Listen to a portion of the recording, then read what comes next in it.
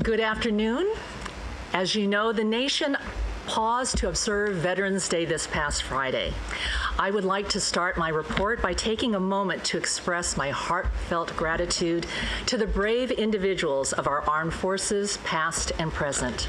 To all the veterans and active duty military across the CSU, students, alumni, faculty, staff, presidents, and board members. Thank you for your sacrifice and for your commitment and for your courage. A central component of the CSU's mission is to serve those who served. One of the ways we do so is through the establishment of Veteran Success Centers at all 23 of our universities. These hubs serve as safe and welcoming places for our military-affiliated students, where they can connect with like-minded peers and find unique assistance and services, such as outreach, advisement, academic support, benefits certification, and advocacy. We look forward to a presentation by Marshall Thomas, the CSU's Director of Veterans Affairs, later this afternoon that will highlight the essential work taking place at these centers across the Cal State system. Making the transition from the military to college as smooth as possible for our students requires innovation and thoughtfulness from our leadership. It calls for listening to our student veterans and using their feedback to learn and better serve their needs. In that spirit, I'd like to share a couple of reflections from our student veterans in their own words that speak to their journeys and the bonds formed at their respective campuses. Casey Hulls, who served in the U.S. Army and is currently a junior majoring in international relations and economics at Chico State, says, personally, the lack of commonality and single purpose within the community around me was the most challenging aspect I've encountered since leaving the military. I have overcome these challenges by getting involved in Chico State's Student Veteran Organization and Veterans Education and Transition Services Office. The community here feels very familiar and is immensely supportive.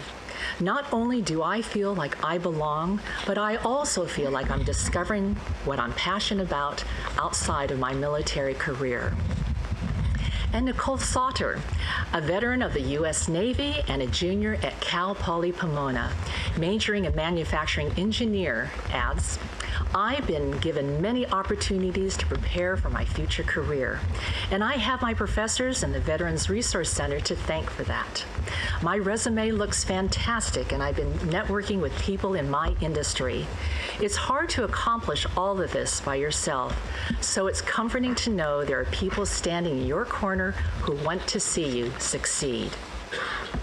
These are just two of the countless success stories that can be found on our campuses. I hope they inspire us to continue finding new ways to support this unique and esteemed segment of our student population. I know I speak for the full board when I say to our military-affiliated students, thank you all for your service.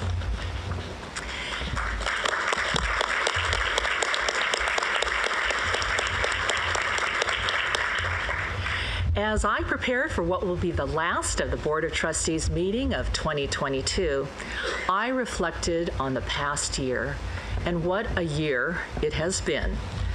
As you all know, the CSU experienced an extremely challenging period and one that required immediate evaluation, action, and reform. I am also struck by a deep sense of pride at how together we face the issues at hand and put in the hard work with urgency, candor, transparency, authenticity, and self-reflection, turning obstacles into opportunities. As we head into the new year, laser focused on the CSU's mission, I'd like to revisit some of the goals we set and accomplished to illustrate how far we have come. One of our main priorities was to restore trust and confidence in our leadership and evaluate and assess our governance, organizational structures, processes, and policies. The board was in complete alignment when we commissioned an external review by consultants Roberta Achtenberg and Jane Wellman to assess, enhance, and strengthen our board's operations and practices. We have moved methodically and swiftly to act on their recommendations by implementing several changes. They include establishing a new trustee orientation program, planning a board retreat facilitated by experts from the National Association of System Heads, and creating the Office of the Board of Trustees with the appointment of Michelle Kiss as Associate Vice Chancellor and Chief of Staff. On this note, I must add Michelle's outstanding professional skills, experience, institutional knowledge, and extraordinary personal qualities will provide the board with the leadership and support to build the overall strategic and operational effectiveness in advancing the board's goals and priorities. As part of our ongoing efforts to strengthen institutional culture at the CSU, we have also restructured how we communicate and engage with one another. For example, there is now board representation at every academic senate meeting. And we've made it a point to increase participation of our constituents at our board meetings, including, notably, our university presidents. As part of this effort, as chair, it's been my great pleasure to shine a spotlight on all of our 23 remarkable universities and give them an opportunity to share their inspiring and unique stories of inclusive excellence. As part of that ongoing series, we will hear from Cal Poly San Luis Obispo in just a few minutes, followed by Cal State Long Beach tomorrow morning. We also initiated system-wide assessments of institutional employment practices regarding retreat rights, letters of recommendation, and executive transition program. At our July meeting, the board unanimously approved 2 policies to bolster and clarify practices governing the option for employees to retreat to faculty appointments, as well as the provision for employee references. And in a related effort later this afternoon, the board will revisit the Executive Transition Program, taking action to ensure that it adds value to the CSU. We also hired the law firm Cozen O'Connor to conduct a comprehensive system-wide assessment of our Title IX practices across our universities and at the Chancellor's office. The assessment began at Fresno State, and it has progressed system-wide. Once the system-wide assessment is completed, it will provide insights, recommendations, and resources to advance our Title IX training, awareness, prevention, intervention, compliance, and support systems. The CSU has long stood as a leader in sustainability, but we most typically associate that with our emphasis on sustainable operations or our climate-focused research and curriculum. But it is time that we expand the notion of sustainability to include our budget and fiscal model, enrollment management planning, and in our universities' roles as anchor institutions within the communities they serve, so that we are positioned to educate future generations of talented and diverse leaders. Sustained excellence in leadership is a critical component of that conversation, and 2 superb examples of exemplary leadership are 2 of our presidents who have recently announced their retirements effective at the end of the academic year. President Gail Hutchinson and President Robert Nelson. Thank you both for your visionary and principled leadership and for your unwavering commitment to the students and communities you have so skillfully served.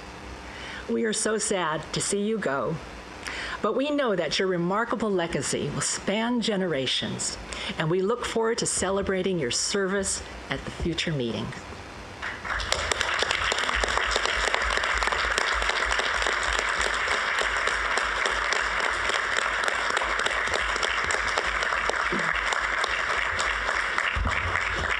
To that end, I have an update on the multiple executive leadership searches we are engaged in throughout the system and the search process that we have worked to fortify for the CSU. First and foremost, the search for the regularly appointed chancellor will officially commence in early spring with the search firm SP&A.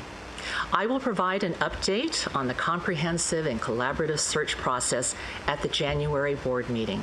But I can share with you today that it will consist of multiple open forums to ensure stakeholders from across the state have every opportunity to provide their input regarding the selection of the CSU's next leader.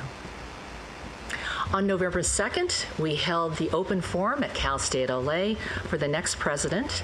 We heard from a broad cross-section of campus and community leaders whose valuable input will positively impact the decision-making process.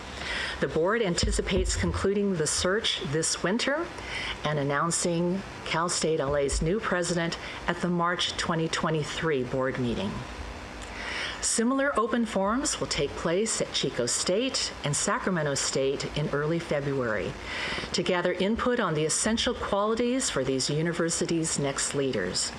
We anticipate announcing the new presidents of Chico State and Sacramento State during the May board meeting.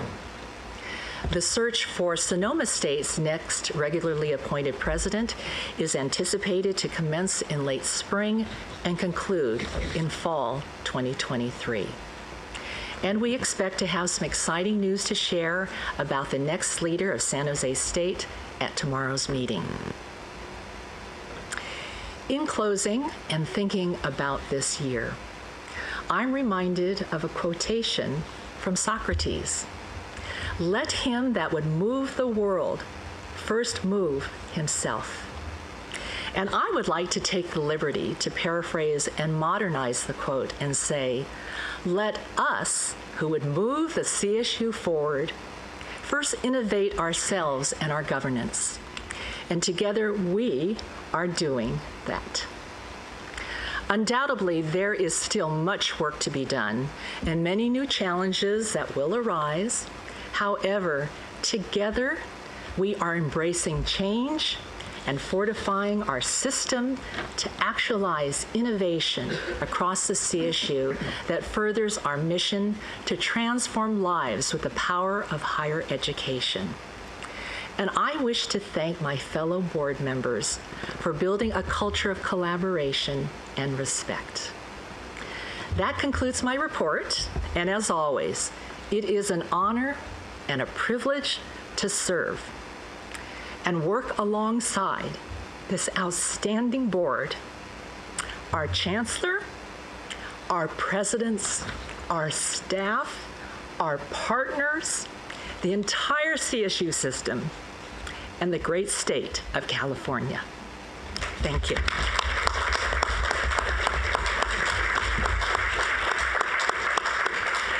Interim Chancellor Kister. Thank you, Chair Fong. Good afternoon to all of you colleagues in this great system. I want to echo Chair Fong's remarks regarding Presidents Hutchinson and Nelson, two rock star exemplary leaders who have led with brilliance, with courage, and with heart. Your universities and the California State University are stronger because of your service, and I look forward to the limited but continued time that we have to work together through the rest of this academic year. In my first report to the board in May, I set forth my 4 priorities for tenure as interim chancellor. All of you who know me know that once I set out the priorities, you're going to hear about them at every single board meeting. First priority was to, along with the chair, our commitment to restore trust with and among our board, our campus presidents, as well as faculty, students, and staff, and the communities we serve. 2, to collaboratively assess and make appropriate improvements to the structures and processes within the Chancellor's office, with an eye toward building a culture of inclusiveness, communication, and collaboration, and to develop and sustain a service orientation. Third, to lay the groundwork for the next regularly appointed chancellor by identifying and addressing the CSU's most critical operational and strategic challenges.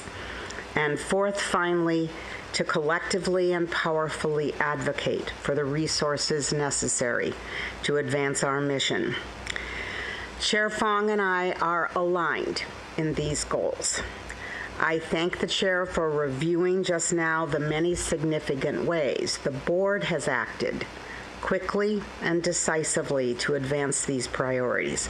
I thank her and her predecessor, Trustee Campbell, for their leadership in this collective work. As you know from prior meetings, I do like to use these reports to update you in greater detail on the progress we're making toward these shared goals. This afternoon, I'm going to do it again, albeit briefly, so that I can address another important matter. In July, I announced that we would form 4 work groups tasked with preparing ideas for actionable strategic plans that would address some of the CSU's most critical operational priorities, developing a more sustainable funding model, advancing innovative and effective system-wide and campus approaches to enrollment planning, recruiting, hiring, and retaining a diverse and world-class human resource group, and accelerating our progress toward meeting our GI 2025 goals, particularly to eliminate equity gaps and to prepare for our future commitment to that ever-enduring goal. Since that time, I have called for 2 additional work groups. One of these is charged with developing a new and more compelling narrative story that will support our budget advocacy, and the second to position the CSU as a nationwide leader in Black student outreach, enrollment, persistence, success, and graduation. I'm pleased to report that the work groups have been formed. These work groups at this point are comprised primarily of university presidents, chancellor's office leadership, system-wide subject matter experts, and trustee representation in a couple of key areas of special expertise. 3 of the 5 groups have begun their work, with the Black Excellence Work Group convening at the end of this month. And the Human Resource Group we hope to kick off and convene in the next month. All are on schedule to provide recommendations for action by spring of next year. Recommendations that are going to provide a glide path for the next regularly appointed chancellor, enabling her, him, or they to undertake appropriate stakeholder consultation for quick and effective measures regarding the matters that are critically important to the strategic future of the CSU. Also of critical importance is ensuring that we're communicating the CSU's remarkable stories in ways that inspire and engage our stakeholders. To that end, we are undertaking an assessment of the marketing and communications functions within the Division of University Relations and Advancement. We're going to review organizational structures, available resources, and key workflow processes, and provide recommendations to ensure that staff has the best in-class tools and practices they need to perform their work. I'm going to continue to provide regular updates on our progress toward our shared goals, these priorities that have focused and informed my work since the start of my tenure, actually since before the start of my tenure, but nevertheless, it's been our focus. However, All leaders face exigencies that emerge outside of even the most carefully and collaboratively developed plan. And all good leaders have to reassess and reprioritize. Good leaders adjust to circumstances that demand immediate attention. Effective leaders and effective institutions adapt. We now face a challenge that requires our collective and immediate attention, as well as the resolve to be nimble and creative in our adaptations. The CSU's enrollment data is currently being finalized. We project that we will be more than 25,000 full-time equivalent students, almost 7% below our funded 22-23 California resident target.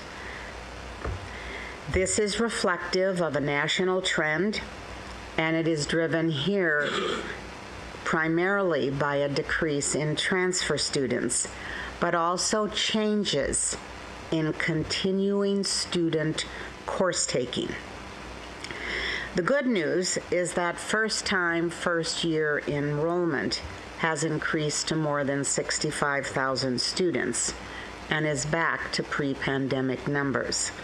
But the number of new transfer students is down by almost 12,000 students from its peak in the fall of 2020. I want to be clear about this. This is not an individual university or campus issue. This is a system issue. Every Cal State University is forecast to see a year-over-year decrease in enrollment or to be below their enrollment target in 22-23. A sustained decline in enrollment throughout the CSU presents fundamental and significant threats to our mission.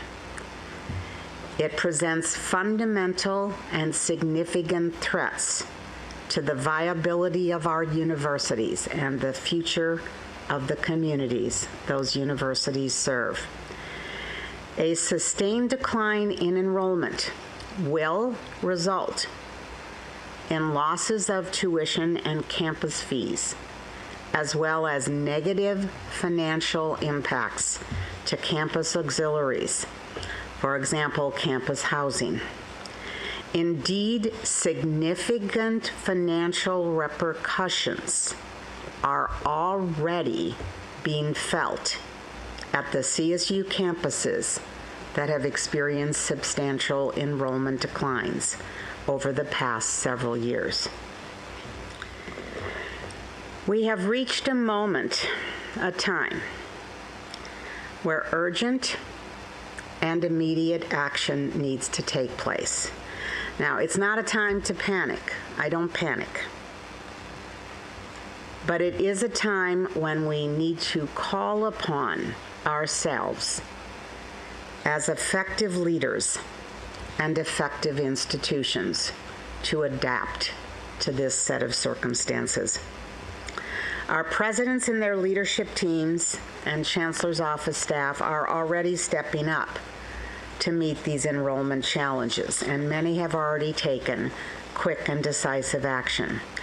We've met with our partners in Sacramento, including the Governor's Office, Department of Finance, Senate and Assembly staff, Ledge Analyst's Office, to apprise them of both our challenges and the opportunities we see before us.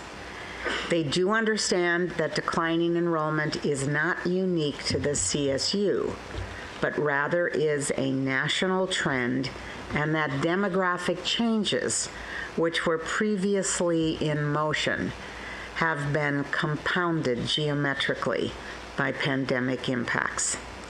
Chancellor's Office senior leadership team has met with all campus presidents, provosts, vice presidents for student affairs, senior diversity officers, chief business officers to review the current data and projections, to begin to share reflections and best practices, and to begin, importantly, to develop strategies that are going to maximize applications and yield, and to increase student retention, and very, very importantly, average unit loads of the students who are registered with us.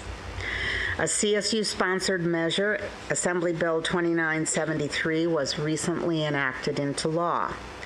This bill allows us to simplify the process for those campuses that seek to discontinue campus level or program admissions impaction. Several campuses have already elected to discontinue impaction for spring 2023 or fall 2023. We've augmented statewide student outreach and recruitment programming and communications and deepened partnership with the California College Guidance Initiative and Educational Advisory Board. We've entered into a partnership with LA Unified to better support schools that have low college-going rates, and we're exploring opportunities for similar partnerships across the state. And we are continuing to work to streamline the transfer pipeline from the all-important California community colleges to the CSU. We think that these and other actions are already yielding some positive results. As of this morning, there are approximately 120,000 more applications in process from prospective students than this time last year, but transfer applications continue to lag. I am indeed heartened by the positive signs that our work has produced, but it is very clear and must be repeated. A sustained enrollment decline represents a fundamental and significant threat to our mission. We need all of our constituents on the system and campus levels to be a part of this work. Faculty, staff, and administration must work in partnership across the entire student life cycle, from outreach and enrollment marketing to enhancing yield, improving retention rates, and yes, it's predictable, increasing average unit loads, course loads. We will get there, but we must get to these places together. About 3 weeks ago, Governor Newsom's office issued a press release citing a Bloomberg study indicating that California is poised to overtake Germany to become the world's 4th largest economy. California is poised to become the world's 4th largest economy. This is an utterly remarkable finding. To those of us in the CSU, I believe that this finding becomes even more remarkable. Again and again, we have heard from industry leaders that one of the primary drivers of this state's economy is its educated and diverse workforce. I've heard it described on more than one occasion as California businesses' greatest competitive advantage. And just as California's educated and diverse workforce drives the state's economy, the CSU drives that workforce. 1 out of 10 California employees holds a degree from one of the 23 universities in this system. California's leading companies and organizations, those that power this soon-to-be 4th economy, rely on Cal State University campuses graduates. Let me share just a few examples. More than 7,000 of Apple's global employees are CSU grads. 6,000 of those CSU grads work at Northrop Grumman. More than 4,000 Cal State employees, alumni are employed by Disney and Google, and more than 2,500 work at each of Oracle, Intel, and Cisco. That is a remarkable set of statistics to show the incredible consequence that the California State University has to this state. You might say that in some respects, California's resilient economy is made in the CSU. This is what inclusive excellence at scale looks like. This is inclusive excellence at scale. Let me say that again. This is what California's continued economic vitality demands. So whether you're a CSU employee, a friend, or a partner, I ask that you consider the extraordinary implications of our work and bring that talent, that energy, that passion and expertise and commitment that you have to address our enrollment challenges. I ask each of you individually and collectively to join us in that work. Chair Fong, that concludes my report.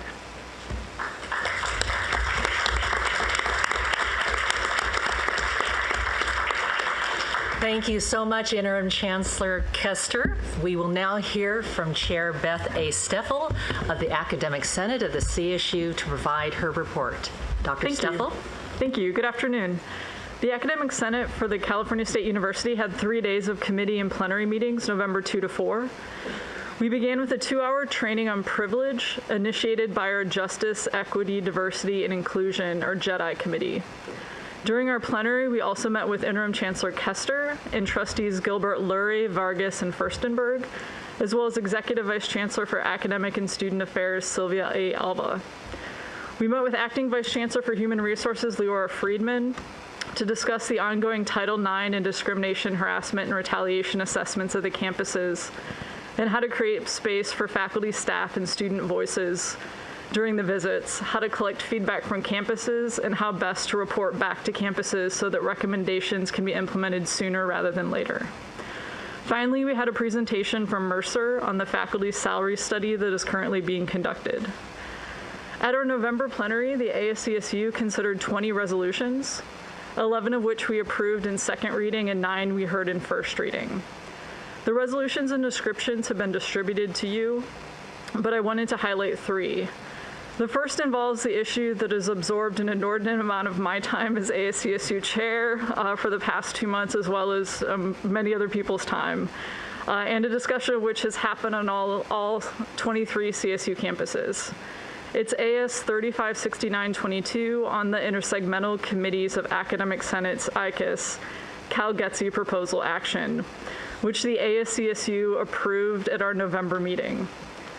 It recommends approval of Cal-GETC to ICUS. Cal-GETC, or the California General Education Transfer Curriculum, is the proposed singular lower division general education pathway that meets the academic requirements necessary for transfer admission to the California State University and the University of California that's required by AB 928, the Student Transfer Achievement Reform Act of 2021. The legislation tasked ICUS, or the Intersegmental Council of Academic Senates, with developing the singular lower division general education pathway for transfer, and the action by the ASCSU approved the pathway for the CSU. The California Community College Academic Senate also approved Cal-GETC at their meetings in early November, and the University of California Academic Senate is still in the process of considering it and expects to have an update in late November. I just wanted to clarify, especially in this venue, a few of the issues that have come up in the past few months during the consultation in the CSU. Cal-GETC is not a change in CSU GE. and it won't automatically trigger a change in CSU GE.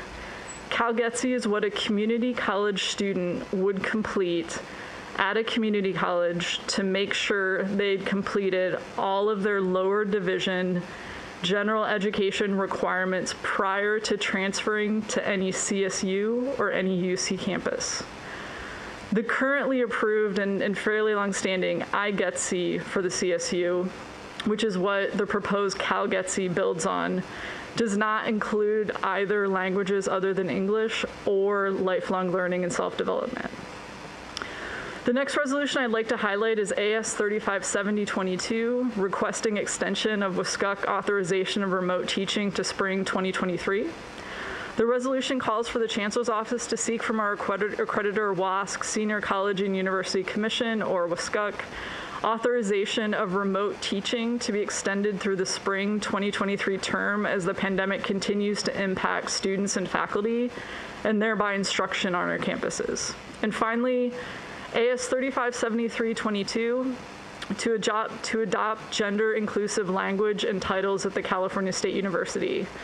This resolution recommends the adoption of gender-inclusive terms such as first-year student or first-time first-year student and upper-level student instead of gender-based terms such as freshman and upperclassmen in university records, materials, and communications. It calls for broader efforts to adopt gender-inclusive languages and titles such as chair, spokesperson, administrative assistant, and supervisor in official communications and meetings. Thank you for the opportunity to speak to you today, and I'm happy to take any questions. Thank you, Dr. Steffel. Moving on to our next report, President Krishan Malhotra will provide the California State Student Association's report. Thank you, Chair Fong, and good afternoon, trustees, university presidents, Chancellor Kester, and guests. My name is Krishan Malhotra, and I serve as president of the Cal State Student Association. CSSA represents the nearly 500,000 students in the CSU and serves as the official voice of CSU students to the California State Legislature and to this Board of Trustees. It is an honor to provide this report on their behalf. Since my last report to you, CSSA has hosted 2 plenaries where our members discussed issues that will guide our work for the coming year and how we can best support students. Our October plenary was virtual, but we were excited to be back in person in November at Fresno State. I'd like to thank ASI President Caroline Alvarez and President Saul Jimenez Sandoval for hosting us. While we were there for business, a highlight for many of our student leaders was being able to watch the Fresno State football team's decisive victory against Hawaii. Thank you again. I also want to extend a sincere thank you to Dr. Larissa Mercado Lopez, a professor at Fresno State, who presented to our governing members about the experiences of students with dependents and how we can best support them in their educational journey. I'd also like to thank Trustee Arambula for spending time with us and our governing members to share his priorities as a trustee, getting to know our students, and breaking bread with us at lunch. We're looking forward to our January plenary at San Jose State.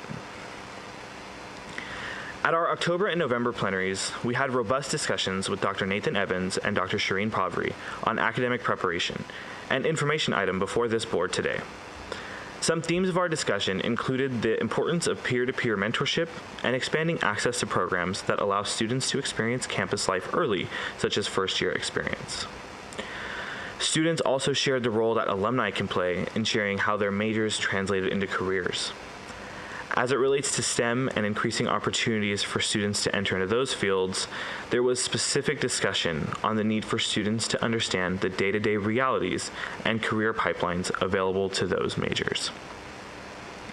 This would allow students, especially those first-generation students, to have an increased foundational knowledge of opportunities that exist should they enter into those fields. As this body continues to discuss academic preparation and how the CSU will market itself to attract and retain students, it was best said by one of our governing members, "If I cannot see it, I cannot be it." CSSA looks forward to continuing to engage with the Chancellor's Office on this issue moving forward. CSSA also continues to monitor and support student leaders with the Cozen O'Connor Title IX assessment visits taking place. As this important work continues, we remain committed to working with our governing members to ensure that they are aware of when the Cozen team will be on their campus and hope that campus presidents will engage students as a part of these visits. It is concerning to know that there have been a number of campuses where the student voice has been left out. CSSA is currently in the process of accepting applications for the 2023-2025 student trustee. Applications are due at the end of January 2023, and students may apply online at our website, calstatestudents.org. Members of the CSU community are also encouraged to recommend and nominate students to apply through a simple form that can also be found on our website. And again, that is calstatestudents.org. Thank you to Crystal Alvarez from Chico State, who was elected to serve as chair of our Student Trustee Committee. She will be working with our staff to lead this important search. At our October plenary, the CSSA Board of Directors passed the 2023 policy agenda. This policy agenda was crafted over the course of 3 months with input from governing members and students across the CSU. Our policy agenda contains 4 priorities that students have deemed as most important for our organization to work on. First, addressing the total cost of attendance for students attending the CSU. Second, ensuring students have access to high-quality wellness and mental health support services. Third, ensuring the academic success and holistic educational experience of all CSU students. And fourth, fostering inclusive engagement for students to find agency in their campus. This policy agenda will guide our work for the next year. As we continue to engage with partners in and outside of the CSU, we look forward to identifying innovative and enhanced ways to best support our students. Today, I would like to highlight one area that we will be engaging more on, and that is the issue of mental health. Much can be and has been said about the financial resources needed to provide this service to students or the utilization of telehealth vendors to increase access to these resources, but I want to share the perspective of my fellow peers on this. There are 4 areas that students have expressed to us with regards to access to counseling and psychological services. And I should preface that these concerns are not just specific to this year, but are concerns that CSSA has heard from students for many years. Those concerns are long wait times for an appointment, limited number of sessions, not being able to receive after-hours care, and counselor diversity. And while I'm only sharing 4, there are undoubtedly others that can be found across our system. We know that there are some campuses who are making significant strides to meet these needs and appreciate their efforts. We're also aware that there are some campuses who want to provide more care by utilizing telehealth, but are left in a standstill. A telehealth contracted service does not replace the important role that existing counselors provide, but instead expands access to after-hours care, increases the amount of sessions that students can receive. It provides them flexibility in where students can take appointments and can address the diversity issue for counselors.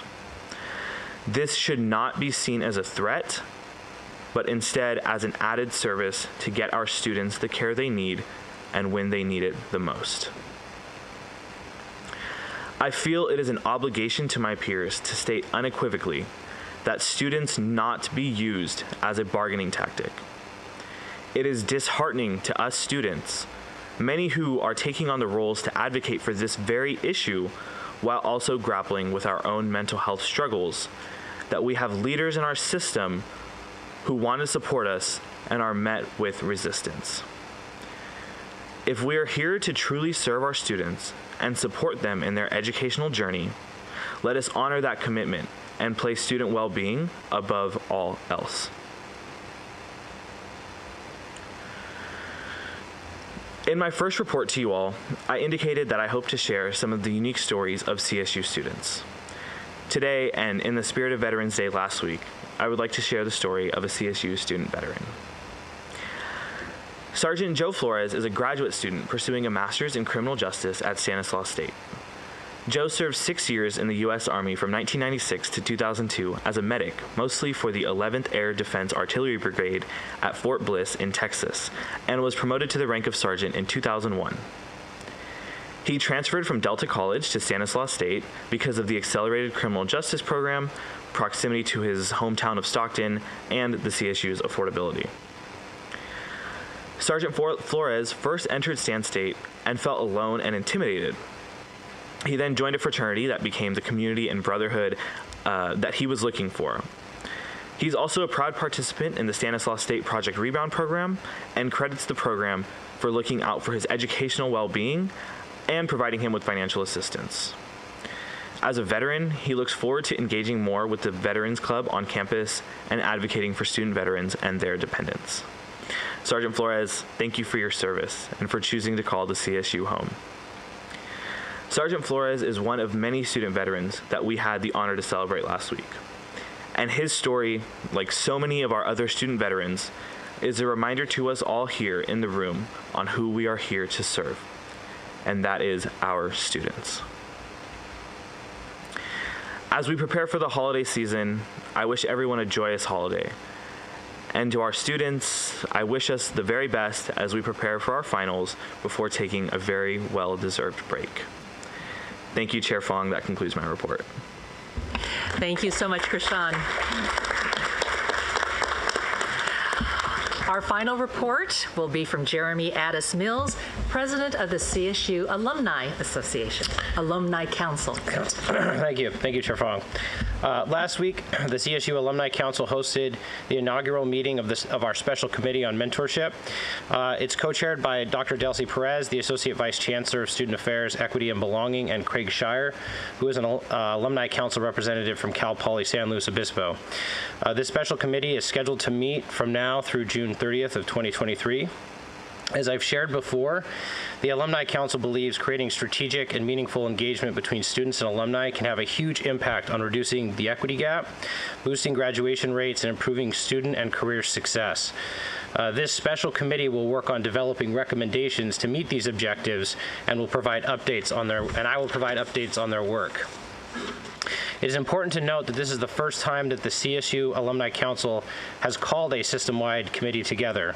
It includes representatives from key constituencies of both the CSU, both at the system and university level, including representatives from the CSU Alumni Council, CSSA, ASCSU, Student Affairs, Career Services, Strategic Communications and Public Affairs, and Information Technology Services. We know our over 4 million alumni want to engage with students in impactful ways and give back to the university. However, we could not be successful unless we created something alongside our partners throughout the system. I want to make clear, though, this goal is not to build one system-wide solution, but to utilize our system-wide platform to place a spotlight on the importance of these student-alumni interactions and encourage all 23 universities to adapt what works for their own unique culture and circumstances. The CSU Alumni Council is committed to ensuring every student has a successful experience and that our network of over 4 million alumni is being engaged in that process. We look forward to continued conversations and collaborations with our colleagues as we work together on this significant priority. Thank you, Chair Fong, and this concludes my report. Thank you very much, Jeremy.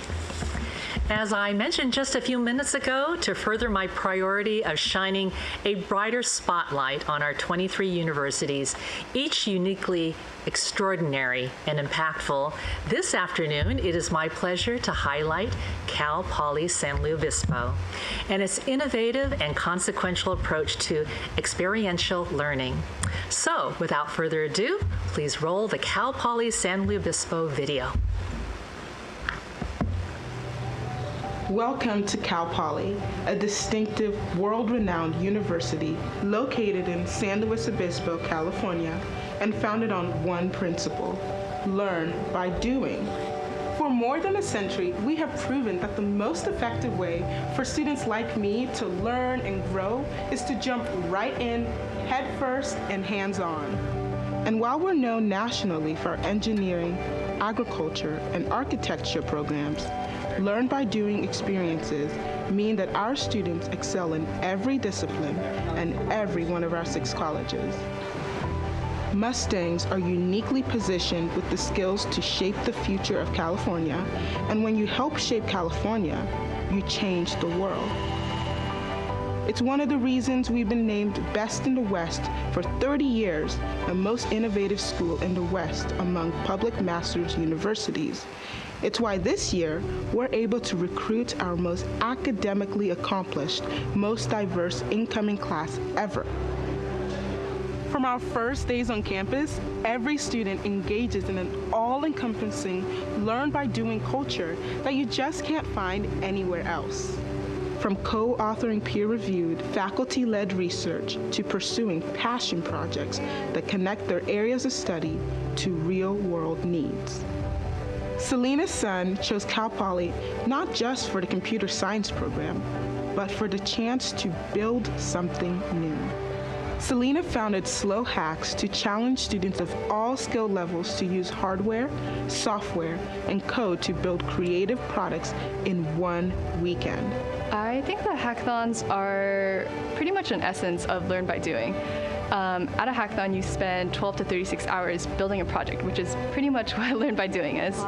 Thanks to Selena's leadership, Slow Hacks connects hundreds of students each year and serves as a recruiting event for tech employers. As for Slow Hacks, I really hope that it remains as a prominent hackathon organization within California and that it's able to positively affect a lot of students around California and around the world. Real projects with real consequences and real risk of failure. Any Mustang will tell you that is when you earn experience you'll never forget. Zoe Fox was among a team of architecture students who worked with residents of Paradise, California in the wake of the Camp Fire to envision a more resilient community. This project is learning through service. It's kind of like an emotional investment in your work. Mustang spent months immersed in resilient design with Professor Stacy White. Working with a real client is a completely different experience than anything you get from really any other studio. You have to get into the details, like how can this be a real building that can be built and serve as real people. On the final trip to Paradise, the teams presented their designs to a community determined to rebuild. In reflection, I think we're all insanely proud. We've all developed this attachment to the people, to the community, to the project, and finishing is giving them this gift of design, which is the only thing that we can possibly do as architecture students to help this community that's gone through devastation. Years of learn by doing means that graduates are ready day one to take their future into their own hands, ready to shape their careers, their communities, and California for the better. For NASA astronaut Victor Glover, he took his learn by doing attitude to the International Space Station.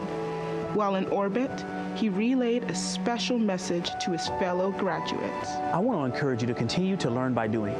That doesn't stop after you graduate. It sure hasn't for me. Glover is the latest in a legacy of Cal Poly astronauts. He piloted the SpaceX Crew Dragon and completed 3 spacewalks during his historic mission. Next, Victor could be headed to the moon through NASA's Artemis program.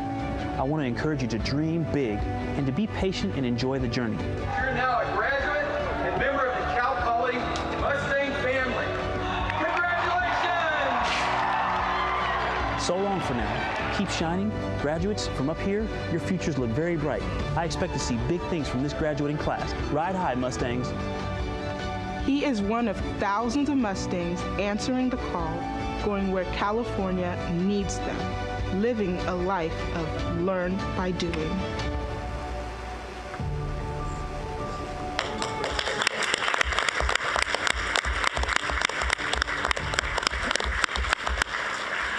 I want to thank the team from Cal Poly San Luis Obispo for providing such a wonderful and inspiring video, and your work is truly transformational and impressive. So thank you so much. With that, we will now move on to today's agenda.